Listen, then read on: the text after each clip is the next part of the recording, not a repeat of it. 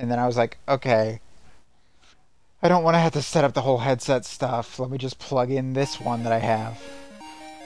And yeah. Anyways.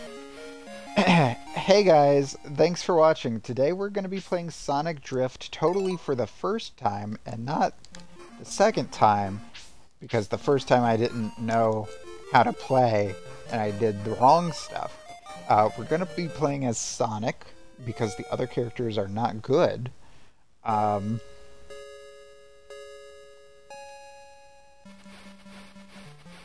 do I go? Okay.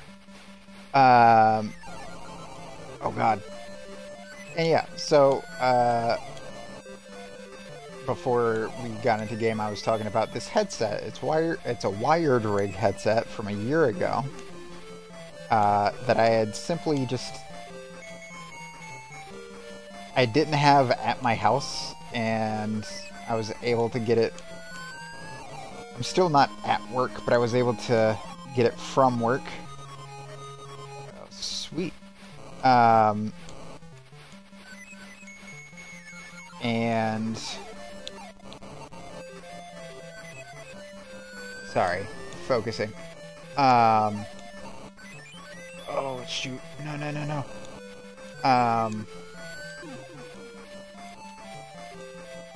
Okay. There we go. I think this is the first time I've won a race in the first drift. I mean, what? This is the first time. I'm just so good. Anyways, yeah,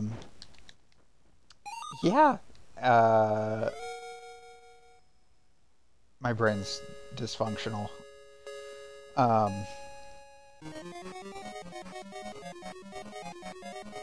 What was I talking about? Oh yeah, the mic quality is actually really good, surprisingly. I thought it would be worse because it's smaller, and this was a much cheaper headset. It's not the single ear. It's still the dual ear, the stereo. I don't know why I can't just say stereo. Damn it.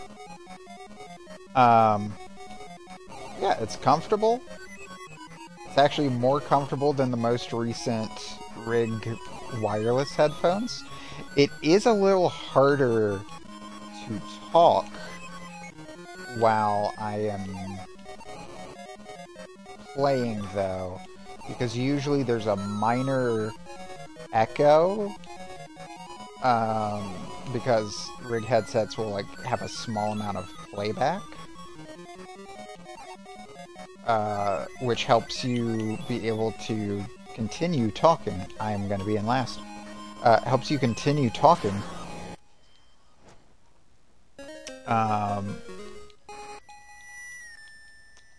While your ears are cushioned.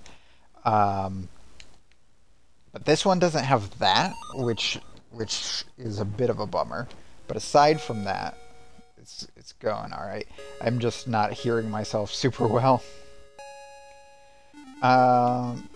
Yeah, I wanted to get Sonic Drift done again. For those of you who don't know, and you know what? I might still put the other video out and just do a trying out, and then this is the playthrough. But yeah, we played once before.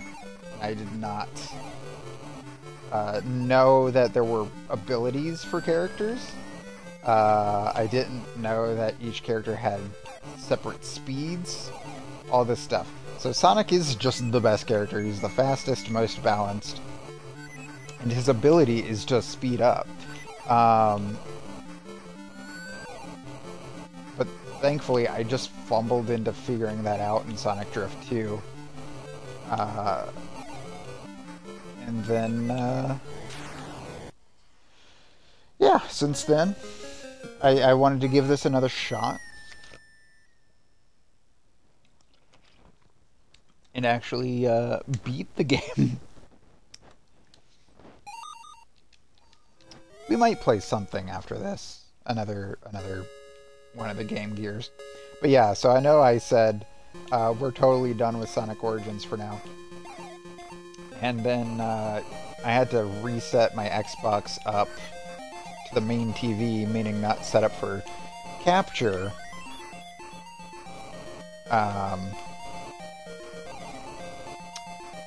For reasons. Now, it is also a Saturday night, meaning I can't be too long today, though, because I need the bandwidth open for my spouse. Oh, no.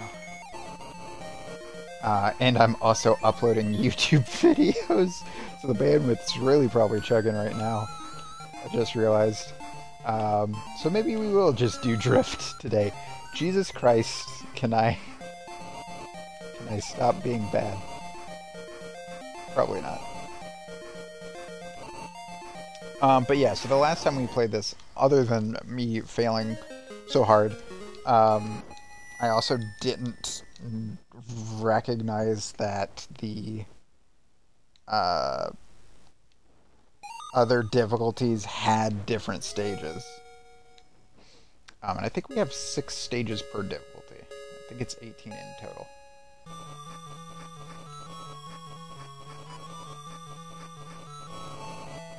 I also don't know, unless we win both of these next races, that we're going to be able to win, which we definitely won't be doing. But that's fine. Thankfully, this is a game you can lose and still have a full playthrough, and oh, god damn it. I will say, Sonic Drift 2 seems a little more fair. Oh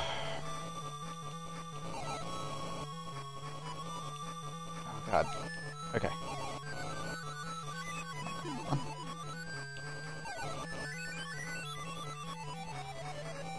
Okay. One more lap, I think. Come on. Whew. Okay.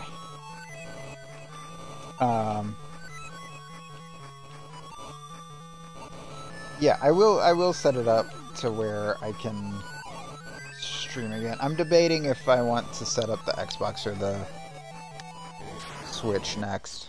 I'll figure it out. Because there's a lot of Xbox stuff that I do want to stream, but I also, like, I can't play games with my spouse if it's set up to the capture. But I think that might just be an on weekends thing. Oh no.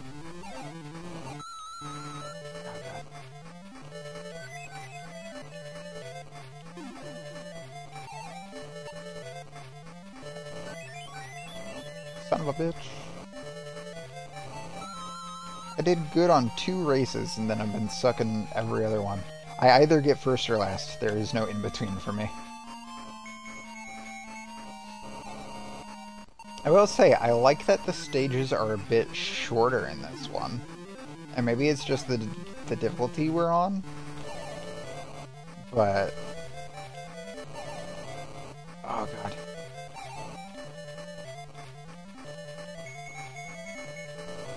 Even if that's the case, like, this is nice little bite-sized. Like, you could play one session of the races. It's almost like Mario Kart bite-sized. Though even those stages are a little longer. We should really do Mario Kart at some point. I don't have ADD. Or ADHD. I don't. I've actually been tested. I don't have ADHD. Anyways. Okay. Well, at least we beat Amy. We got 3rd. I will not try again. And that's where I ended the last playthrough. But we are going to...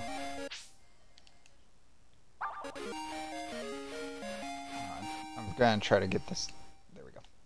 I don't know why it's not working. Let me... I'm pushing all of the buttons.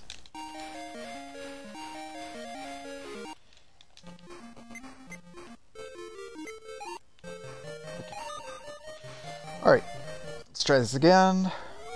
But this time... So, when I did this last time, it says round 1 Green Hill. And this, I guess I just didn't realize, looked different.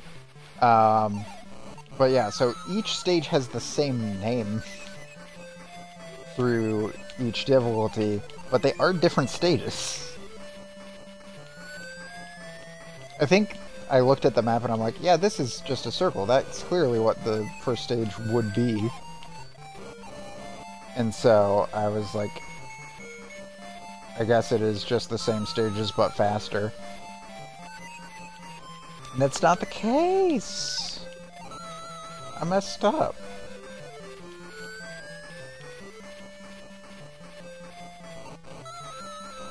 Fuck.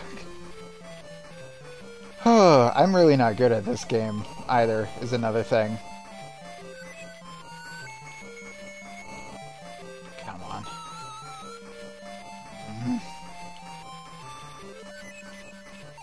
on. But yeah, I kept saying that Sonic 3 was the last one, or Amy Run was the last one, last video I needed to get recorded for me to have a functional schedule for the YouTube, and be able to non-stop edit.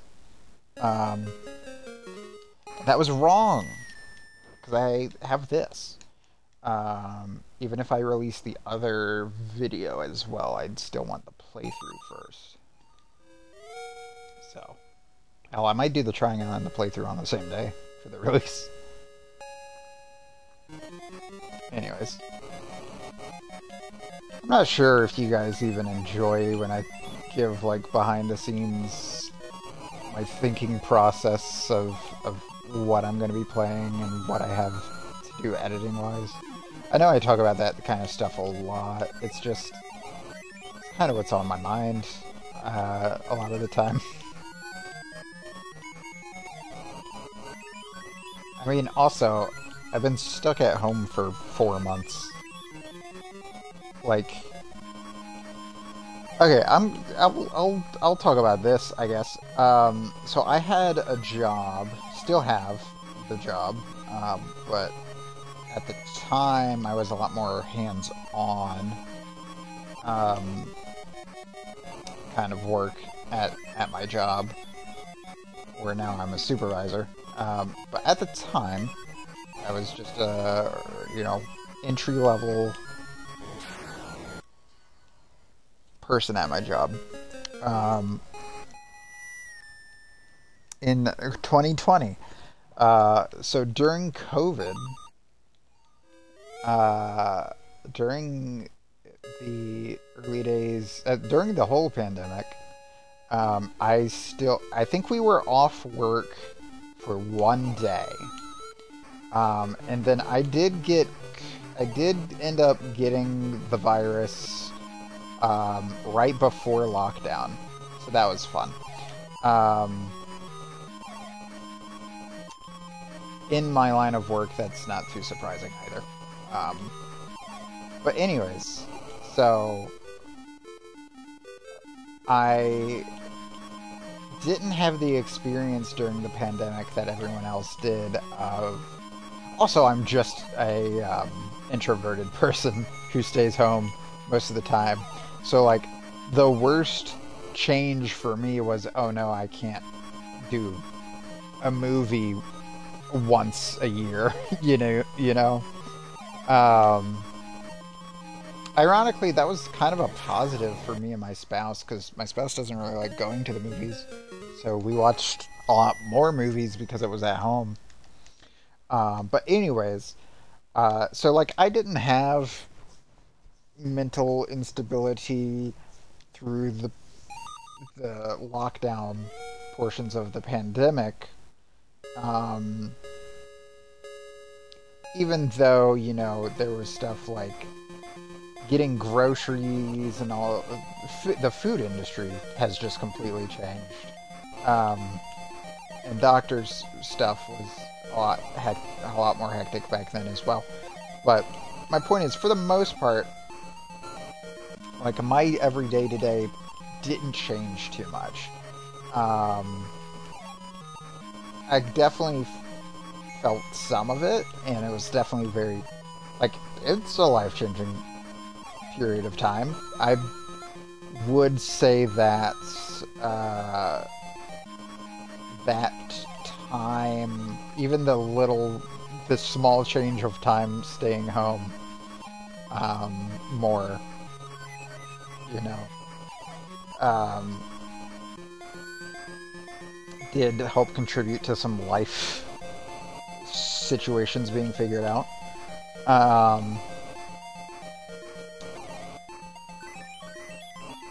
damn it. But,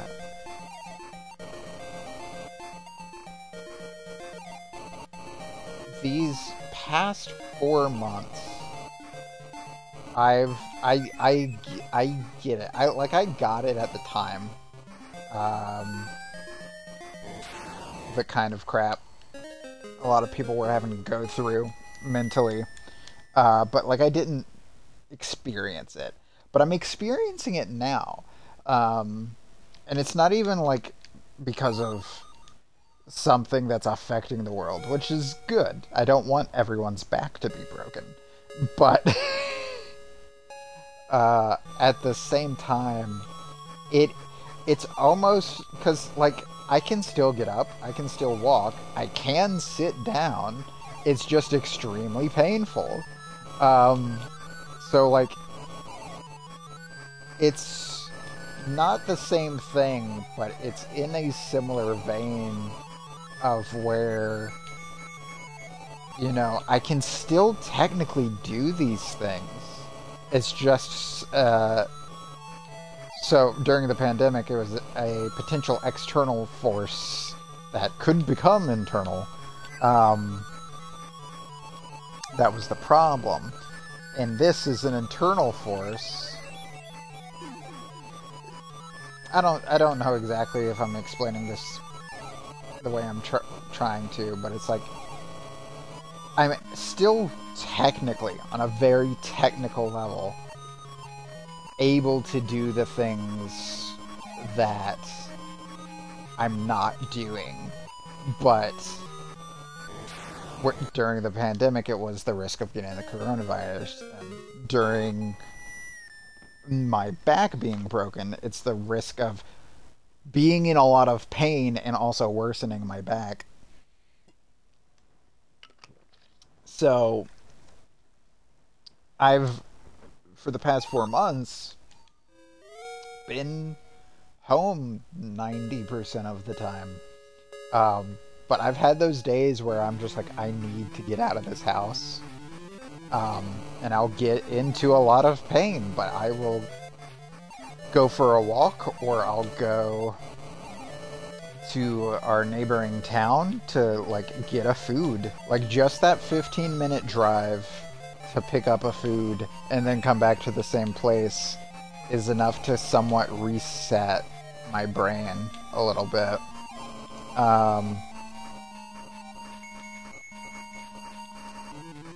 But still, what was what spurred this conversation? Oh, all of this to say, you know, outside of health stuff or entertainment stuff that I've digested, I've had no changes in my life for about 4 months. So, like, there's not a ton. I mean, sure, there's stuff that I haven't talked about on stream before, but it would be odd to just talk about, like, my hyperfixations with, I don't know, orange shirts in my teen years, where I had, like, I only owned orange shirts, and, hey, we beat the yellow thing. We got one more difficulty.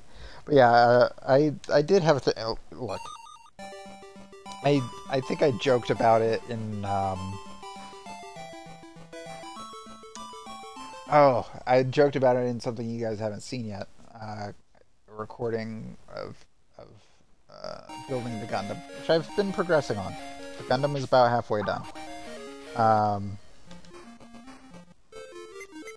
Anyways, let's get this last thing going. But yeah, I've recently been... I don't think I've talked about this on here. And it would be fitting to talk about during a Sonic playthrough. Sonic Drift is where I talk about this, and then never again. But I've recently gotten some diagnoses of mental health disorders. OCD, which is one that I've said that I've had for 11 years. I've probably talked about that one on here in the past.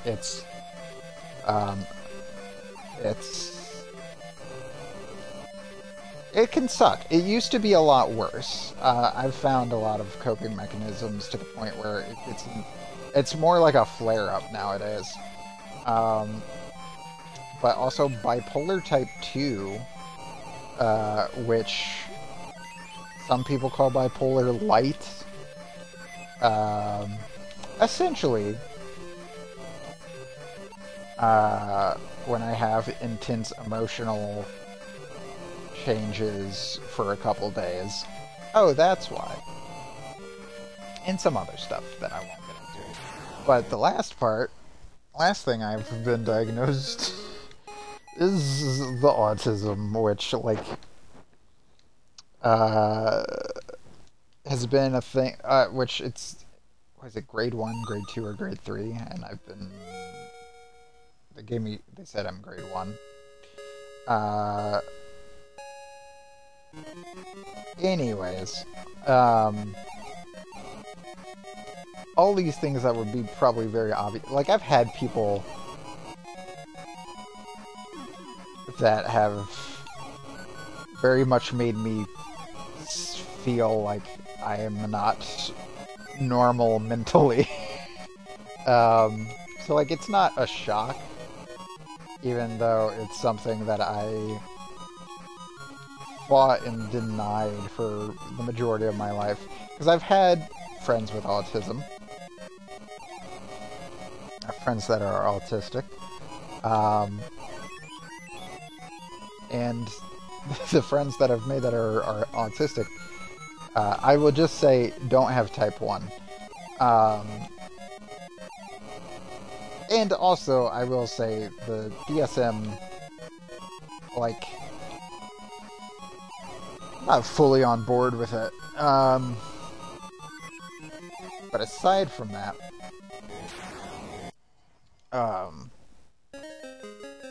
yeah, no, it's probably pretty prevalent. So there's some stories around that kind of stuff that I could talk about. Where if you asked, why the hell would you do that? I mean, I have my internal reasonings and all, but externally, autism. But, this, why was I bringing this? Okay, right, so I was joking I had nothing to talk about, and then I was joking about how I only had orange shirts in my teen years. So yeah, for 2 reasons that I will explain in a second, from the ages of 13 to I think 19, or just before I turned 19. No, it was, I think there. So for about 6 years, I had an outfit. I had cargo pants, tan cargo pants, orange shirt, blue jacket. It could be somewhat different shades, but it always had to be those 3 distinct colors, and black shoes. And you've probably noticed in certain games where there's customizations that I've kind of kept that. So blue jacket has been a thing for me since I was a kid. The earliest photos of me with a jacket is with a denim jacket I got gifted. And it's just it's a thing. I just like the thing. I finally, so I've had two jackets that weren't blue in my entire life. One was a gift, though. One was a camo jacket gift. I think I got rid of it within a year of being gifted it, because I was like, it's not blue. It's warm, but it's not blue. And then, I've recently bought one that wasn't blue to kind of try to get over that internal brain thing.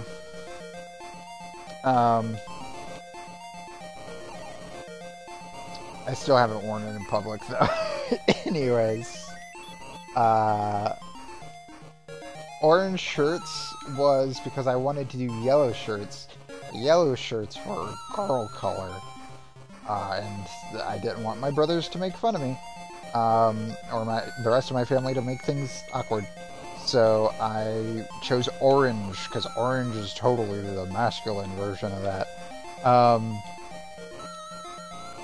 Listen, even pre-figuring out gender stuff, fuck all of that shit.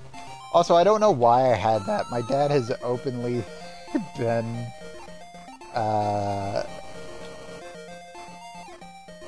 he's been very open that his favorite color is, like, pink. So I don't know where I got that as a kid, other than my siblings. Because we were all dumb kids. Anyways, so that was that reasoning, because yellow is genuinely probably tied for my favorite color with blue. And then cargo pants, because I like how pockets look, which I know sounds weird. And yes, I did eventually want to get paratrooper pants, which for those of you who don't know is 6 pockets. I've never pulled the trigger on that. But yeah, tan, because it was, I don't know, when you're younger it's hard to find brown, and I didn't really like brown as much, but I did want to do brown, but tan was a lot easier to find. And now I have brown pants that are not cargo pants. I still like that color palette a lot. And then black shoes, I still just get black shoes, but I feel like that's kind of normal for people that aren't super into shoes. They just pick a color and they go with it perpetually.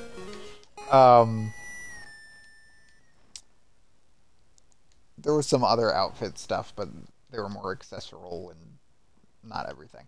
But yeah, so any pictures of me, which is not a lot for reasons, from that time period, I wear that. And then I got a girlfriend. And then I stopped doing that. It was between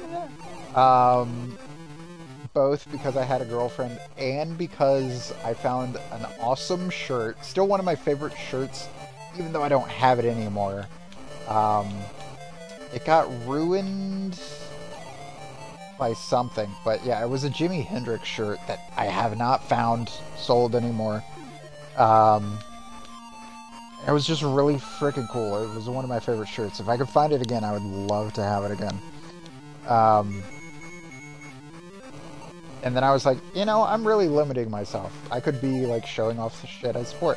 And now I only have, I think, 2 orange shirts left. They're both sweaters. One of them I have had for 15 years now. But I have those because they're the only sweaters I own that are like meant to be sweaters, you know, not like what are they called? Not like a jumper. Anyways, before we beat this game, I want to finish explaining why. It was for 2 reasons. One, back in the day on the, what at the time I believe was called the Drunk Take Podcast and is now the Rooster Teeth Podcast, that I used to listen to all the time. I think I listened to 550 some episodes and then I stopped. Anyways, one of the people on there mentioned how he also wanted to just always have an outfit, just buy this like 10 of the same shirt, 10 of the same pants, and just always have the same thing because it would be easier. And I was like, yes. That reinvigorated the idea for me that I had previously when I was a child, because I watched PBS Kids and I watched an episode of Maya and Miguel where their abuela is going on a date. They're setting her up on a date and they want her to look nice. So they go to her closet and they open the closet door and it's all the same dress that she is always wearing in the show. And I was like, oh, that's... I want to do that.